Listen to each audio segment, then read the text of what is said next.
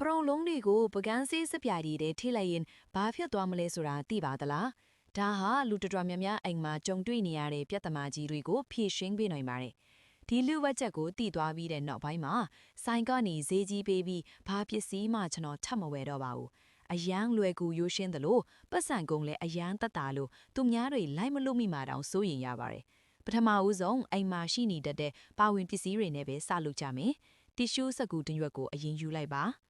ပြီးရင်တော့ပရုပ်လုံးနှလုံးလာကိုစက်ကူပေါ်တင်ပြီးတေချာလေးလုံအောင်ခောက်ပေးဖို့လိုအပ်ပါတယ်။ဒီအဆင့်ကကြည့်ရင်တော့ယူရှင်းတယ်လို့ထင်ရပေမဲ့အရန်ကိုအရေးကြီးတဲ့အဆင့်တစ်ဆင့်ဖြစ်ပါတယ်။စက်ကူထဲထည့်ပြီးရင်တော့လေးလံပြီးမာကျောတဲ့အရာဝတ္ထုတစ်ခုခုနဲ့ဖိပြီးထုချေပေးရပါမယ်။ပရုပ်လုံးဒီလုံးဝအမှုကြည်ညက်သွားတဲ့အထိအားရပါစားတာဖိပြီးခြေပေးလိုက်ပါ။မိတ်ဆွေတို့အနေနဲ့ဒီဗီဒီယိုလေးကိုဘယ်မြို့ကနေကြည့်နေလဲဆိုတာ comment မှာပြောပြသွားပေးပါအောင်နော်။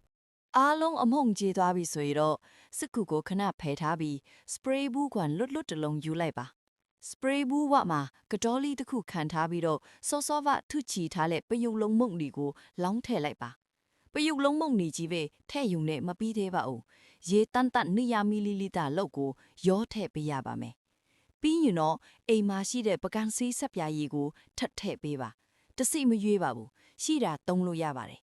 ဆက်ပြရည်ရဲ့ပမာဏကိုတော့ရေနဲ့ညီမျှတဲ့အချိုးအစားလောက်မှန်းပြီးထည့်ပေးရင်ပိုကောင်းပါတယ်။ရေနဲ့ဆက်ပြရည်ရောသွားတဲ့အခါပြရိုဝင်မှုအန်းကောင်းစေဖို့နဲ့ဓာတ်ဖြူမှုမြန်ဆန်စေဖို့ကူညီပေးပါလိမ့်မယ်။နောက်ထပ်မရှိမဖြစ်လိုအပ်တဲ့ power ပစ္စည်းကတော့အရက်ပြန်ပါ။90ရာခိုင်နှုန်းအရက်ပြန်ကိုသုံးပေးပါ။အရက်ပြန်ကိုတော့အများကြီးထည့်เสียရမလိုပါဘူး။ထမင်းစားစောနှစ်စွန်းလောက်ထည့်ရင်လုံလောက်ပါပြီ။ဒီရက်ပြန်ထည့်လိုက်ခြင်းကကျွန်တော်တို့ရဲ့အယောနှောကိုနောက်တစ်ဆင့်မြင့်သွားစေပြီးပိုးတာအာနီတင်ပိုးကောင်းစေပါတယ်။အခုချိန်မှာမိတ်ဆွေလို့အိမ်မှာဆန်းလုပ်ကြည့်ခြင်းတဲ့ဆိုရင်ကောင်းမှန်မှာလုပ်ကြည့်မယ်လို့ရေးပေးသွားကြပါဦး